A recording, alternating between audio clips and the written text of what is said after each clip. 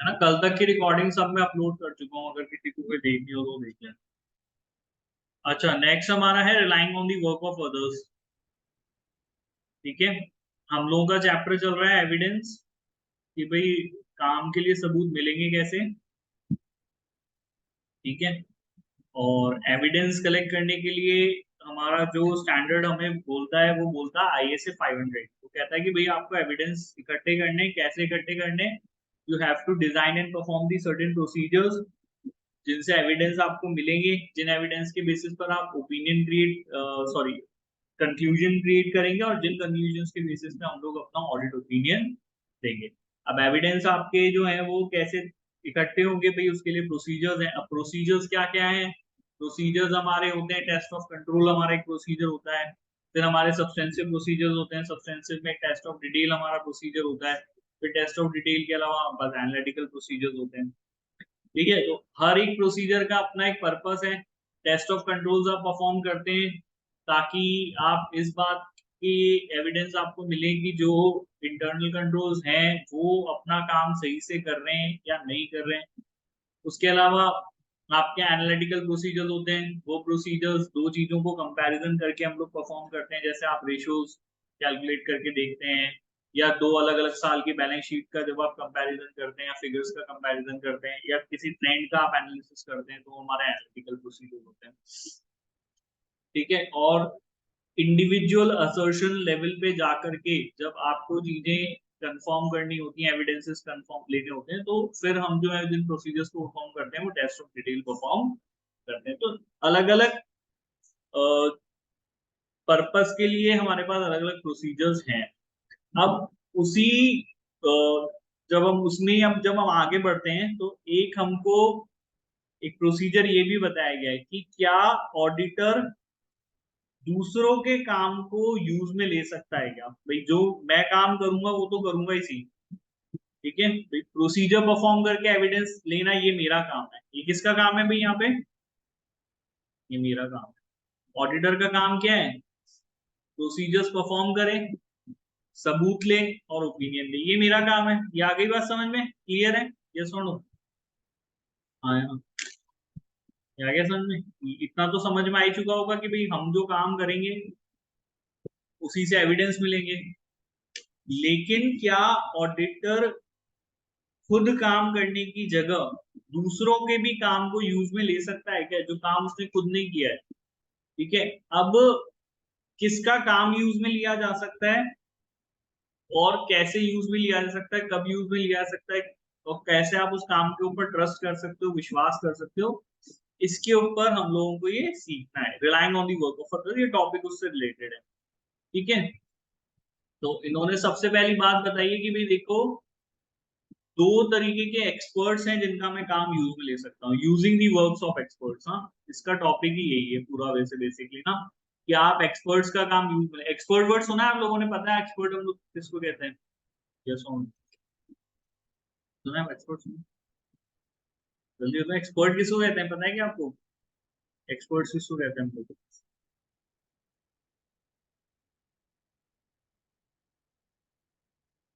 नहीं पता, एक्सपर्ट नहीं पता तुम लोगों को किसको कहते हैं? हाँ यार ना, कोई बात नहीं, फाइन। गर्विता, जूही दीदी, एक्सपर्ट्स नहीं पता किसको कहते हैं।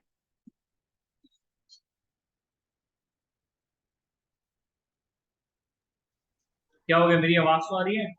तो जिनके पास नॉलेज होती है स्पेसिफिक चीज की। हाँ, जो किसी स्पेसिफिक उसमें बहुत अच्छी नॉलेज रखते हैं फील्ड में, ठीक है, उसको हम एक्सपर्ट कहते हैं। जैसे डॉक्टर्स मेडिकल फील्ड के एक्सपर्ट हो गए। ठीक है, auditors, we are also experts in accounting, हम भी तो एक्सपर्ट्स हैं। लॉयर्स होते हैं वो अपनी लॉ लीगल फील्ड में, कानून में वो एक्सपर्ट होते हैं। ठीक है, तो ये जब कोई पर्सन कोई अपनी फील्ड के अंदर एक बहुत नॉलेज गेन कर लेता है तो वो उस फील्ड का फिर एक्सपर्ट बन जाता है। ठीक है, तो वर्क ऑफ अदर्स में आप काम किसका यूज कर सकते हो, पहली बात तो आप एक्सपर्ट्स का काम यूज कर सकते हो, दूसरा इंटरनल ऑडिटर का काम यूज कर सकते हो, और तीसरा सर्विस ऑर्गेनाइजेशन का काम यूज कर सकते हो। ठीक है ना, फिर हम इंटरनल ऑडिट के बारे में पढ़ेंगे, सर्विस ऑडिट। तो पहले जिसके बारे में पढ़ना है वो एक्सपर्ट्स के बारे में पढ़ना है। तो हमारा जो ऑडिटर है वो ऑडिटर हालांकि खुद एक्सपर्ट है, लेकिन वो ऑडिटर अपने अलावा दूसरे एक्सपर्ट्स का भी काम यूज में ले सकता है। अब एक्सपर्ट हमारे दो तरीके के इन लोगों ने डिस्कस किए। एक हमारा एक्सपर्ट है जो कि ऑडिटर का एक्सपर्ट है, और एक हमारा एक्सपर्ट है जो मैनेजमेंट का एक्सपर्ट है। तो मैनेजमेंट के एक्सपर्ट के बारे में आईएसए 500 के अंदर डिस्कस किया गया है, और जबकि ऑडिटर के एक्सपर्ट के बारे में आईएसए 620 में डिस्कस किया गया है। तो सबसे पहले हम लोग मैनेजमेंट एक्सपर्ट के बारे में पढ़ लेते हैं। ठीक है, देखो ऑडिट में बेसिकली दो टीमें हैं। ठीक है, एक तो हमारे ऑडिटर की टीम है जिसका काम ऑडिट करना है। ठीक है, और एक हमारा मैनेजमेंट है जो कि इस ऑडिटर का क्लाइंट है जिसने ये काम किया होगा। पता है ये चीज समझ में आएगी आप लोगों को बेसिकली,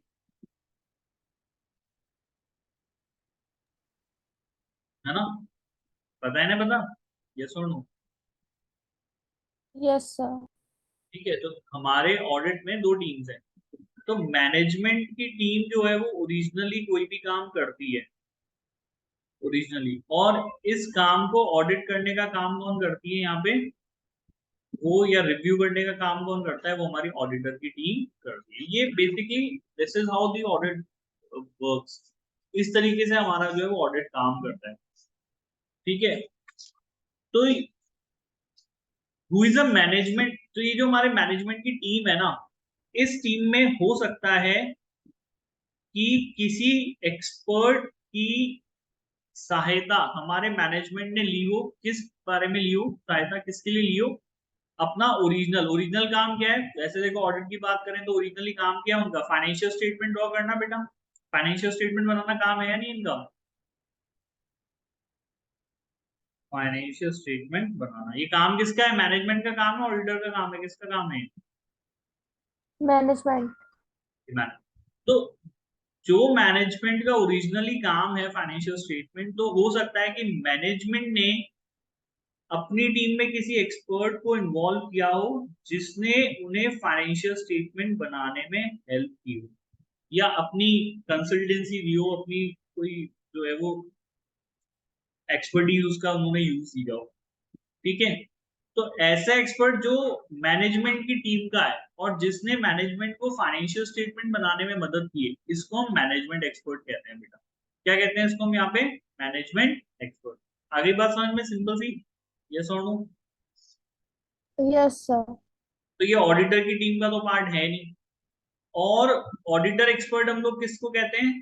भाई कोई भी एक्सपर्ट जो ऑडिटर की टीम में, से फॉर एग्जांपल कोई लॉयर है जिसको उन्होंने अपनी टीम में रख रखा है, तो ये lawyer basically is expert in law. तो ये जो लॉयर हो गया ये किसका एक्सपर्ट हो गया? ये हमारा ऑडिटर का एक्सपर्ट हो गया।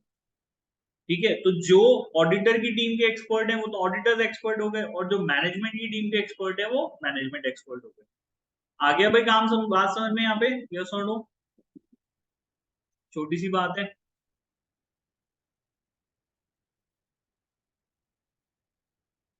आ गया समझ में? जल्दी बताओ हाँ या ना, आगे बढ़े फिर। Yes sir. ठीक है, तो यस। मैनेजमेंट का एक्सपर्ट मैनेजमेंट की टीम का पार्ट होगा, ऑडिटर एक्सपर्ट जो है वो ऑडिटर की टीम का पार्ट होगा। इतनी सी बात है, ज्यादा है नहीं। अब अगर नाउ दी पॉइंट इज कि हमारा ऑडिटर यहाँ पे काम किसका यूज में लेना चाहता है? वो हमारे मैनेजमेंट एक्सपर्ट का काम यूज में लेना चाहता है। ये बात आईएसए 500 में ही करी गई है। अब मैनेजमेंट का एक्सपर्ट नाम है, वो आपकी टीम का तो पर्सन है नहीं, वो किसकी टीम का पर्सन है यहाँ पे? वो मैनेजमेंट की टीम का पर्सन है। तो अगर ऑडिटर मैनेजमेंट के एक्सपर्ट का काम यूज में लेना चाहता है, तो ऑडिटर को यहाँ पे उसका काम यूज लेने से पहले क्या करना चाहिए वो बताया गया है। तो पहले तो ऑडिटर को क्या करना है? ऑडिटर को इस एक्सपर्ट की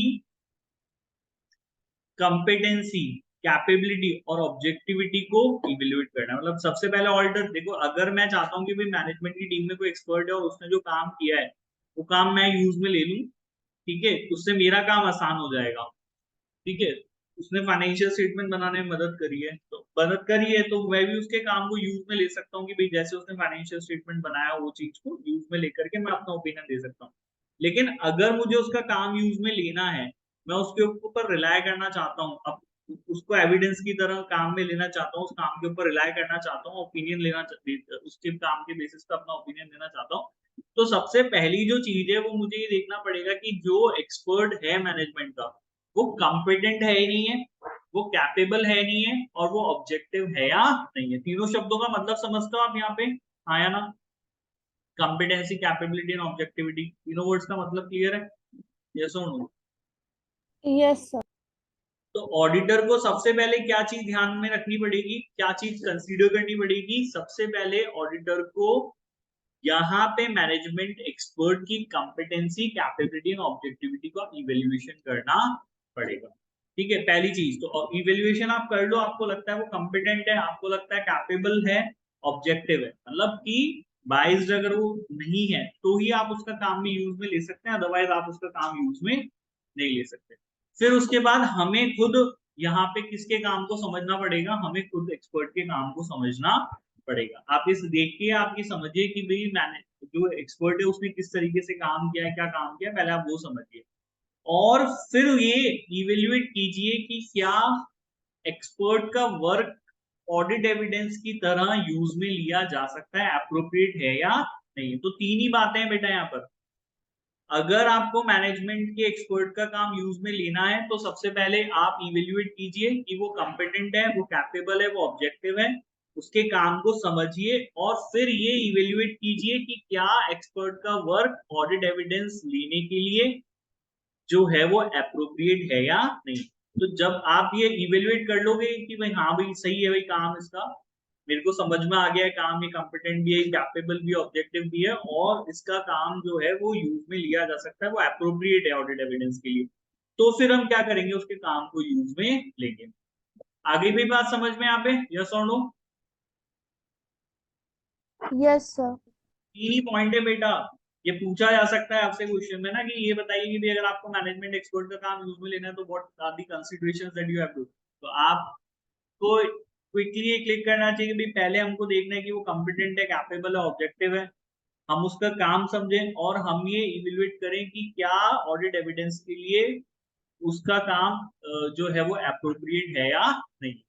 ठीक है, the auditor should ensure that expert management has chosen to use its competent, वो कॉम्पिटेंट है, ठीक है। अगर उसके पास रिलेवेंट क्वालिफिकेशन, एक्सपीरियंस नहीं है तो उसका काम रिलायबल नहीं हो सकता। The auditor should assess whether the expert management is suited in objective. If the expert is close relative of a director at the client company, the expert may produce a report containing information provided by the client rather than being the result.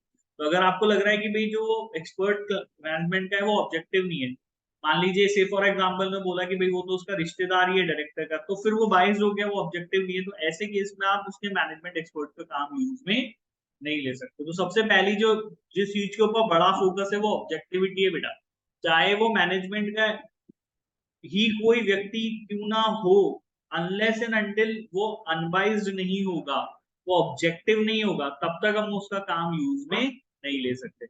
आगे भी बात समझ में आप clear है, yes और no? Yes sir. आगे समझ में?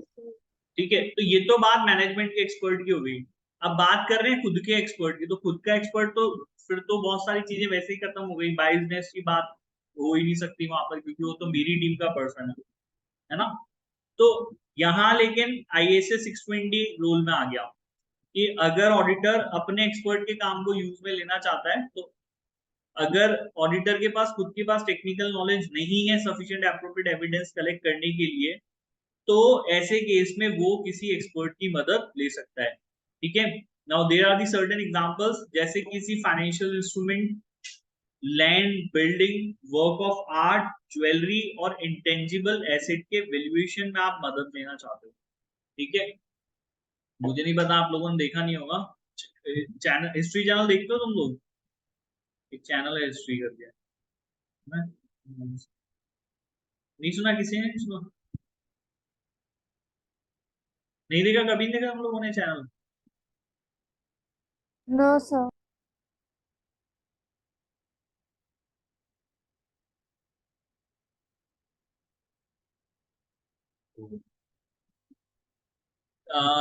आजकल ना जैसे डिस्कवरी डिस्कवरी का तो नाम सुना है, डिस्कवरी है, नेट जियो का तो नाम सुना है। Yes, sir. Yes sir. तो ये जो जो सर्टेन चैनल्स है, कभी उन पे देखो तो एक तरीके एक ना प्रोग्राम आता है इनके ऊपर, जिनके अंदर वो ना पुराने पुराने सामान खरीदते हैं। देखा है वो? कुछ देयर आर सर्टेन बिजनेसेस जो पुराने सामान खरीदते हैं, देखा है?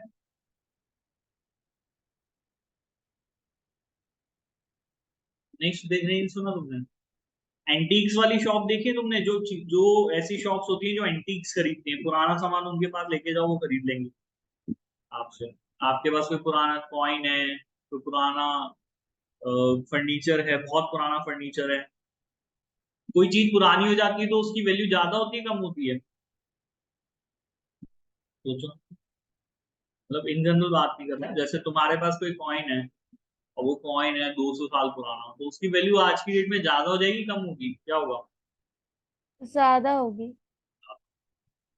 ठीक है ना? तो अब मान लो कि आपके क्लाइंट के पास कोई पेंटिंग है भाई कोई, तो वो उसका एसेट है।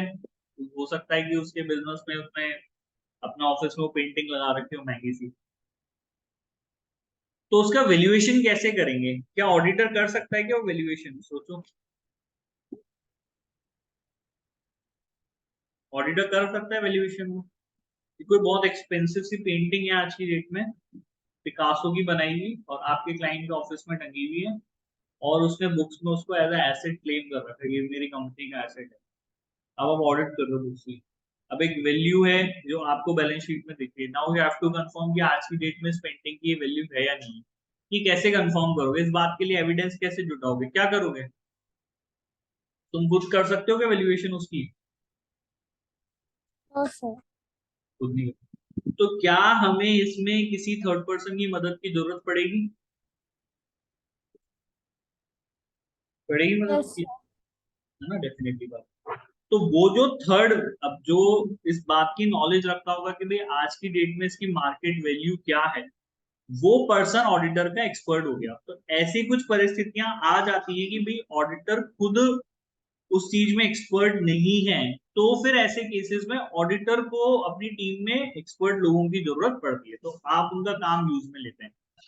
ठीक है, तो ये सब सर्टेन एग्जांपल है। एक्चुअल कैलकुलेशंस हो गया, estimation of oil and gas reserves है, आपको कॉन्ट्रैक्ट लॉज और रेगुलेशन का इंटरप्रिटेशन कराना है, कोई कॉम्प्लेक्स और अनयूजुअल टैक्स कंप्लायंस इशू है। तो ऐसी चीजों पे जहां पे हमारा ऑडिटर एक्सपर्ट खुद नहीं है, वो एक एक्सपर्ट की मदद ले सकता है यहाँ पे, और उसके काम को यूज में ले सकता है।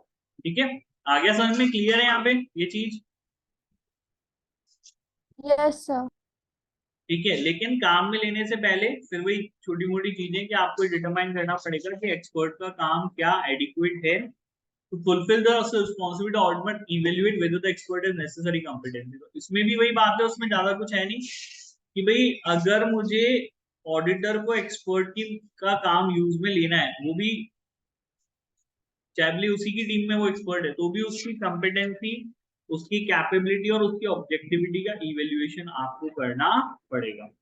ठीक है, नाउ टू फर्दर इसके बारे में डिक्लेयर डिस्कशन करना हो तो कॉम्पिटेंसी के अंदर ये चीजें आ जाती हैं। ठीक है ना? जैसे उसका पर्सनल एक्सपीरियंस क्या है भाई, अगर आपको देखना है कि भाई एक्सपर्ट जो है वो कॉम्पिटेंट है या नहीं है, वो वाकई एक्सपर्ट है या नहीं है, तो आप क्या देखोगे? पहली बात तो उसका पर्सनल एक्सपीरियंस।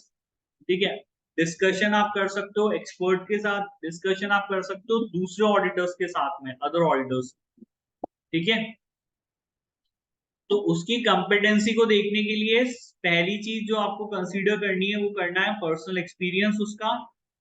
फिर आप डिस्कशन एक्सपर्ट के साथ करके देख सकते हैं, डिस्कशन आप किसके साथ करके देख सकते हैं? अदर ऑडिटर्स के साथ डिस्कशन करके देख सकते हैं। ठीक है, इसके अलावा उसकी नॉलेज देख सकते हैं, भाई अगर वो एक्सपर्ट है तो उसको काम के बारे में अच्छी नॉलेज होगी।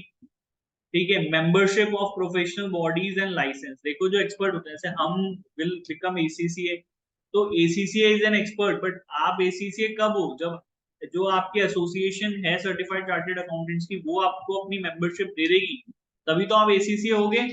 यस और नो? हाँ या ना? Yes sir.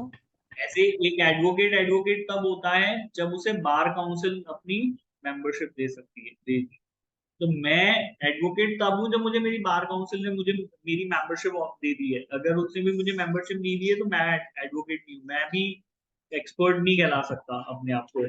ऐसे ही आर्किटेक्ट होता है, आर्किटेक्ट का भी पता है कि आप लोगों को इनकी भी अपनी एक एसोसिएशन होती है, आर्किटेक्ट्स की भी होती है, डॉक्टर्स की भी, सबकी सारे प्रोफेशंस की अपनी अपनी प्रोफेशनल एसोसिएशन है, बॉडी जिसके वो मेंबर होता है। तो अगर आपको ये देखना है कि भाई वो एक्सपर्ट वाकई एक्सपर्ट है, तो नॉलेज आप उसकी देखें, इसके बाद जो भी प्रोफेशनल बॉडी है उसकी मेंबरशिप आप देखें। एंड दी नेक्स्ट चीज, कोई बुक अगर उसने पब्लिश करी है, कोई पेपर्स उसने अगर पब्लिश करे हैं, क्योंकि एक्सपर्ट्स वगैरह जो होते हैं कई बार पेपर्स भी पब्लिश करते हैं, ऐसे कोई पर्सन पीएचडी करता है, आप लोगों को पता होगा। तो जब आप पीएचडी करते हो तो आपको बुक्स पब्लिश करनी पड़ती है ना, पता है चीज, ये आपको पेपर्स लिखने पड़ते हैं, then only you become expert in a certain field. पता है पीएचडी के बारे में? हाँ, यस सर। ठीक है। तो इस तरीके का कोई पब्लिश उन्होंने पेपर किया हो, बुक किया हो, कोई एक्सपर्ट ने रिटर्न लिखी हो, तो वो एक चीज हो गया। And the audit form system of quality management, और इसके अलावा हमारा ऑडिट फॉर्म जो है हमारा क्वालिटी मैनेजमेंट को लेकर के क्या सिस्टम। तो ये सब चीजें आपको कंपिटेंसी इवेलुएट करते वक्त क्या करनी है, ध्यान में रखनी है। दिस बाय दिस थिंग्स, इन चीजों को कंसीडर करके आप किसी भी एक्सपर्ट की कंपिटेंसी को इवेलुएट कर सकते हैं। सिंपल सी बात है। आ गया भाई समझ में? क्लियर है ये चीज? यस और नो? Yes sir. ठीक है ना। तो ऑडिटर के भी एक्सपर्ट को काम को यूज करने से पहले उसकी कॉम्पिटेंसी को, उसकी कैपेबिलिटी को और ऑब्जेक्टिविटी को यहाँ पे जो है वो इवेल्युएट करना पड़ेगा। इंफॉर्मेशन रिगार्डिंग द और it may come from variety of resources, तो ये सारे सोर्सेज हैं जहां से उसको आपको पता लग जाएगा। ऑब्जेक्टिविटी मतलब इंडिपेंडेंस, कि भाई वो कितना इंडिपेंडेंट है। अगर मैं किसी उसका काम यूज में लेना चाहता हूँ, तो जैसे मैं एज अ ऑडिटर मैं इंडिपेंडेंट हूँ, वैसे ही हमारे एक्सपर्ट को भी इंडिपेंडेंट होना चाहिए। ठीक है। Assessing the objectivity of the expert in particularly difficult, as they may not be bound by similar code of practice as the auditor, and such may be unaware of article requirement and threats with which the auditors are familiar। ये सही बात है कि भाई देखो, मैं एक auditor हूं, मेरे लिए जो कोड ऑफ एथिक्स लिखा गया है वो कोड ऑफ एथिक्स जरूरी नहीं है वो दूसरे एक्सपर्ट के लिए भी एप्लीकेबल होगा। भाई एज अ ऑडिटर आपके ऊपर जो कोड ऑफ एथिक्स एप्लीकेबल है, एज अ लॉयर मेरे ऊपर वो कोड ऑफ एथिक्स एप्लीकेबल नहीं है। सिंपल सी बात है, समझ रहे हो उस बात को? यस और नो? Yes sir. है ना। तो अब अगर मैं मेरे क्लाइंट को जो सेवाएं दे रहा हूं, आप अपने क्लाइंट को जो सेवाएं कर रहे हो, हम दोनों अलग अलग एथिकल कोड ऑफ कंडक्ट से हम लोगों को काम करना होता है। तो हो सकता है कि आपके कोड ऑफ कंडक्ट में ये लिखा हो कि भाई अगर ये सर्कमस्टांसेस है तो आपको अपने क्लाइंट को सर्विस नहीं दी है, लेकिन मेरे कोड ऑफ कंडक्ट में ऐसी कोई बात नहीं। ठीक है। तो मुझे नहीं पता कि यार बीइंग एन ऑडिटर या फिर बीइंग एन ऑडिटर एक्सपर्ट, मैं अगर आपको सर्विस दे रहा हूँ या आपके क्लाइंट को सर्विस दे रहा हूँ तो मैं उसको सर्विस दे सकता हूँ, दे सकता। तो ये देखने का काम किसका होगा कि भाई क्या हम इस ऑडिटर के एक्सपर्ट के काम को यूज में ले सकते हैं, ले सकते हैं। वो एक्सपर्ट नहीं देखेगा, वो किसको देखना पड़ेगा, वो किसको ध्यान में रखनी पड़ेगी चीज, वो आपको ध्यान में रखनी पड़ेगी चीज। आ रही है मेरी बात समझ में यहाँ पे? यस और नो? Yes sir. ठीक है। तो मैं तो नहीं देखूंगा ना, जैसे आप अपने क्लाइंट की ऑडिट कर रहे हो और अगर आपको कोई कानून के बारे में जानकारी चाहिए कि भाई ये हमारा क्लाइंट है और इसके लीगल उसके ऊपर आपको मेरा ओपिनियन चाहिए, तो मुझे नहीं पता कि मैं आपके क्लाइंट को सर्विस दे सकता हूँ नहीं दे सकता इस ऑडिट के दौरान। तो क्योंकि मेरा कोड ऑफ एथिक्स पूरी तरीके से अलग है, तो ये चीज तो आपको देखनी पड़ेगी ना कि आप मेरे किए गए काम का यूज ले सकते हैं नहीं ले सकते। तो इसलिए मुझे अपने साथ एंगेज करने से पहले इन्होंने बोला है make inquiries of the client about known interest और रिलेशनशिप। तो आपको अपने क्लाइंट से पूछना चाहिए कि कहीं वो प्रीवियसली मुझे तो नहीं जानता, क्योंकि अगर हो सकता है कि आपका क्लाइंट मुझे बहुत अच्छे से जानता हो पहले से, तो फिर आप मेरे काम का यूज नहीं ले पाओगे ना। हो सकता है मैं ऑब्जेक्टिव नहीं रहूं, फिर मैं इंडिपेंडेंट नहीं रहूं मेरा काम। यस और नो? ये चीज तो आपको मुझसे और क्लाइंट से दोनों से ही पूछ लेना चाहिए कि आप लोगों के बीच में कोई आप दोनों के काम में कोई इंटरेस्ट आपका है एक दूसरे में, या कोई रिलेशनशिप है या नहीं। एप्लीकेबल सेफगार्ड्स अगर है तो उसके लिए क्या सेफगार्ड्स अप्लाई करने की जरूरत है, जो अपन ने ऊपर चैप्टर जब पढ़ा था, जब अपन ने एथिकल कोड ऑफ कंडक्ट के बारे में पढ़ा था, तब अपन ने पढ़ा था कि अगर किसी तरह का कोई थ्रेट है भी सही हमारी इंडिपेंडेंसी को लेकर के, तो क्या सेफगार्ड हम लोग अप्लाई कर सकते हैं। तो अगर कोई है यहाँ पे थ्रेट है मेरे काम को यूज लेने में, तो क्या एप्लीकेबल सेफगार्ड्स हैं जिनको कि यूज में लिया जा सकता है। ठीक है, बिजनेस, फाइनेंशियल, पर्सनल इंटरेस्ट के बारे में आप जानकारी लीजिए, और एक्सपर्ट से रिटर्न रिप्रेजेंटेशन आपको मांगना चाहिए। आगे भी बात समझ में क्लियर है ये चीज यहाँ पे, यस और नो? Yes sir. ठीक है ना। तो दे से कि भाई ऑब्जेक्टिविटी का इवैल्यूएशन करने की जिम्मेदारी ऑडिटर की है, वो एक्सपर्ट की नहीं है, वो ऑडिटर की है। इसीलिए ऑडिटर को एक्सपर्ट का काम यूज में लेने से पहले ऑब्जेक्टिविटी का टेस्ट कर लेना चाहिए। वो कैसे करेगा या उसको कैसे इसके बारे में इंफॉर्मेशन मिलेगी, तो वो क्लाइंट से पूछे कि भाई एक्सपर्ट्स के साथ कोई इंटरेस्ट या रिलेशनशिप है या नहीं है, कोई है अगर इस तरीके का तो क्या सेफगार्ड अवेलेबल है हमारे पास, और क्लाइंट से बात कर ले, in the client with the expert, expert से बात कर ले कि आपका फाइनेंशियल बिजनेस या पर्सनल इंटरेस्ट तो नहीं है इस क्लाइंट के साथ में, और एक्सपर्ट से रिटर्न रिप्रेजेंटेशन ले ले। ये कुछ चीजें करके आप उसकी ऑब्जेक्टिविटी जो है वो जो है यहाँ पे टेस्ट करके देख सकते हैं। आगे भी बात समझ में यहाँ पे क्लियर है, यस और नो? Yes sir. ठीक है, तो अब देखो सीधा का सीधा सीधा कुछ नहीं है यहाँ पे, सब घुमा फिरा के ही है। तो अगर ऑडिटर को खुद कुछ नहीं आता और अगर वो किसी दूसरे का काम यहाँ पे यूज में लेना चाहता है, किसी एक्सपर्ट का काम, तो उस काम के लिए भी उसको पूरी तरीके से श्योर होना पड़ेगा कि भाई मैं कहीं किसी ऐसे पर्सन का काम तो यूज में नहीं ले लूं जिससे कि मुझे आगे डिफिकल्टी आए। ठीक है, उसको अपने आप को पूरा श्योर करना पड़ेगा, तभी वो कर सकते हो। That's why it is so important कि भाई ऑडिट जो है वो सही से होनी चाहिए। एग्रीइंग दी वर्क, फिर जब आपको ये लग जाए, वंस दी ऑडिटर्स कंसीडर्ड, अब अगर आपने ऊपर के मैटर जो है वो कंसीडर कर लिए कि हाँ भाई इस एक्सपर्ट का काम मैं यूज में ले सकता हूँ, इसके ऊपर रिलाय कर सकता हूँ, तो फिर ऐसे केस में सबसे पहले आपको यहाँ पर क्या बोला गया, when the auditor considered the our they was obtain written agreement from this, तो आपको यहाँ पे एक्सपर्ट के साथ एक रिटर्न एग्रीमेंट करना है। बेटा क्या करना है सबसे पहले तो हमको यहाँ पे उसके साथ एक रिटर्न एग्रीमेंट करना है।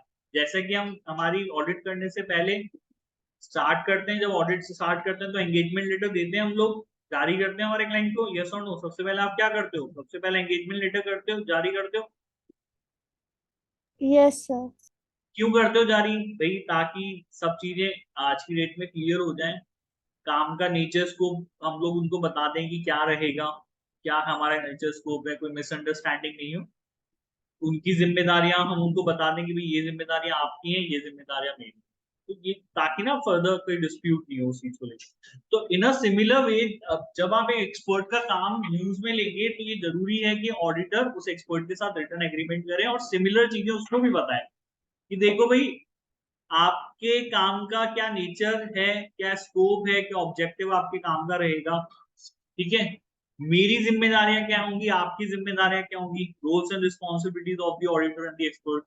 ठीक है, नेचर, टाइमिंग, किस तरीके से हम लोगों को कम्युनिकेट करना है, किस समय हम लोगों को कम्युनिकेट करना है, कितना हम लोगों को कम्युनिकेट करना है, and need for the expert to observe the confidentiality. और इसके अलावा एक्सपर्ट को भी कॉन्फिडेंशियलिटी को लेकर के जो है जरूरत हमको समझानी पड़ेगी। जैसे कॉन्फिडेंशियलिटी की रिस्पॉन्सिबिलिटी हमारे ऊपर भी है, हम भी हमारे क्लाइंट का डेटा किसी के साथ शेयर नहीं कर सकते ना। कर सकते हो आप अपने क्लाइंट के बारे में शेयर किसी से, जो कुछ भी आपको उसके बाद during the course of audit मिला वो आप किसी और को बता दोगे कि नहीं बताओगे? No sir. नहीं बताएंगे, कॉन्फिडेंशियलिटी है ना यार। मेरे पास कोई क्लाइंट आता है तो उस during the course of audit मेरे को उसके बारे में जानकारी मिली है, so it is not ethical कि वो इंफॉर्मेशन में किसी थर्ड पर्सन के साथ शेयर करूं। इन अ सिमिलर वे मेरे को एक्सपर्ट को ये चीज समझानी पड़ेगी, भाई देख तू भी एक्सपर्ट है और जो इन्फॉर्मेशन मुझे मिली है वो तेरे को भी मिलेगी मेरे क्लाइंट के बारे में। तो ये इन्फॉर्मेशन हमको कॉन्फिडेंशियल रखनी पड़ेगी। You will not share this information with the third person. और ये चीज आप एग्रीमेंट में भी लिखेंगे, ऊपर अपन जो एग्रीमेंट रिटर्न एग्रीमेंट की बात कर रहे हैं, ये सब चीजें आपके रिटर्न एग्रीमेंट में आ जाएंगी। आगे भी बात समझ में यहाँ पे क्लियर है? Yes, sir. तो आप देखेंगे कि ग्रेजुअली हम धीरे धीरे उसके काम को यूज देंगे। हम पहले ये देखेंगे, हमने पहले समझा कि भाई हम किसका काम यूज में ले सकते हैं। हमने देखा हम एक्सपर्ट का काम यूज में ले सकते हैं। अच्छा, एक्सपर्ट कौन हो सकता है? वो एक्सपर्ट मैनेजमेंट की टीम का कोई व्यक्ति हो सकता है, या फिर वो ऑडिटर का टीम का कोई पर्सन हो सकता है। अगर मैनेजमेंट की टीम का एक्सपर्ट है तो फिर आपको क्या चीजें ध्यान में रखनी है वो इन्होंने बताया, कैसे आप ध्यान रखेंगे वो हमको बताया। ऑडिटर की टीम, ऑडिटर अगर अपने कोई एक्सपर्ट को लेकर के आके उसका काम यूज में लेना चाहता है तो फिर इन्होंने अलग तरीके से समझाया कि तब भी आपको still you have to verify the competency, capability and objectivity. और वो भी कैसे आप करेंगे वो भी हमको समझा दिया। वंस यू हैव कन्विंस्ड कि हाँ भी मैं इसका काम यूज में ले सकता हूँ, then you will go with the written agreement with your expert. उसके साथ एक रिटन एग्रीमेंट करेंगे जिन एग्रीमेंट के अंदर ये सारी चीजें आ जाएंगी। फिर उसके बाद आगे की बात करेंगे। क्लियर है बेटा? समझ में आ गई बात यहाँ पे? यस और no? Yes, sir. The next point है इवैल्यूएटिंग द वर्क। अब ठीक है, उससे आपने एग्रीमेंट कर लिया, वो अपना काम करके दे देगा। तो जैसे आपने किसी अभी मैंने एग्जांपल दिया कि वो पेंटिंग है, उसकी वैल्यूएशन के लिए आपने किसी को बोला, उसने वैल्यू निकाल दी, वो सब चीजें हो गई, तो अल्टीमेटली वैल्यू निकल। लेकिन उसने जो वैल्यूएशन निकाली है वो वैल्यूएशन एक बार मुझे देखना पड़ेगा। Once the expert word is complete the auditor must scrutinise it and evaluate. तो फिर आप उसके काम को स्क्रूटाइज कीजिए और ये इवैल्यूएट कीजिए कि क्या एक्सपर्ट ने काम अच्छा किया है या नहीं किया, क्या उसके काम को यूज में लिया जा सकता है। तो auditor should consider the reasonableness of the findings and consistency with other evidence। तो उसने क्या फाइंडिंग दी है वो कितनी रीजनेबल है, कोई दूसरा एविडेंस अगर उसके पास है तो उसके साथ वो कंसिस्टेंट है या नहीं है। उसने क्या सिग्निफिकेंट अजम्पशंस यहाँ पर लिए थे, और सोर्स डेटा जो वो यूज कर रहा है, किस डेटा के आधार पर उसने अपनी फाइंडिंग दी है, वो डेटा और उसकी एक्यूरेसी, इन सब चीजों को ध्यान में रख के आप उसके काम का इवेल्युएशन करें। मतलब ये देखो, डायरेक्टली कुछ नहीं है। आप ये भी नहीं कर सकते कि आपने उसका काम डायरेक्टली यूज कर दिया। उसने जो काम किया है उस काम के को भी आपको फर्दर इवेल्युएट करना है। मतलब ऑडिटर को तो खुद अपने आप को घुसना ही पड़ेगा, उसके काम को समझना ही पड़ेगा। ठीक है, तो ये चीज, तो उसने जो काम किया उसको भी इवेल्युएशन कीजिए, और इवेल्युएशन करते वक्त रीजनेबलनेस, सिग्निफिकेंट अजम्पशन और सोर्स डेटा का यूज क्या उसने किया है और क्या उसकी एक्यूरेसी, ये कुछ चीजें आप लोग जो है वो इवेल्युएशन करते वक्त ध्यान में रखेंगे। आगे भी बात समझ में क्लियर है यहाँ पे आप लोगों को? Yes, sir. ठीक है, तो फिर उसके काम का इवेल्युएशन करना है जिसमें रिवेल्युएशन रीजनेबल ऑफ फाइंडिंग्स हो गई, दूसरे एविडेंस के साथ कंसिस्टेंसी हो गई, सिग्निफिकेंट अजम्पशंस हो गए, और जिस डेटा को यूज करते हुए उसने ये फाइंडिंग दी है उस डेटा का क्या एक्यूरेसी है, ये आप जो है वो यूज में लेंगे। ठीक है, the auditor can not devolve. अब आप एक बात बताओ, अल्टीमेटली मैं बात कर रहा हूँ ना, ओपिनियन तो आप ही दोगे। अल्टीमेटली जब ऑडिट हम लोग खत्म कर देंगे तो ओपिनियन कौन देगा? वो तो ऑडिटर ही देगा।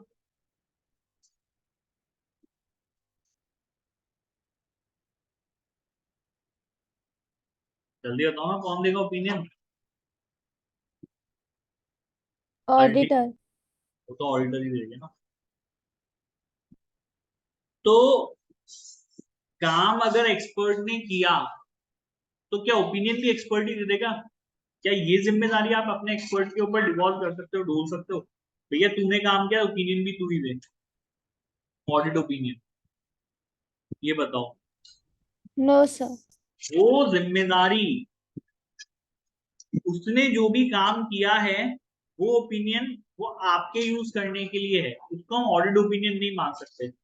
तो अल्टीमेटली आप किसी भी एक्सपर्ट को कैसे भी काम में यूज में ले लो, ये जो ऑडिट ओपिनियन फॉर्म करने की रिस्पॉन्सिबिलिटी है ना, ऑडिटर इसको डिवॉल्व नहीं कर सकता, इसको ढोल नहीं सकता। ठीक है, they must use their professional judgement.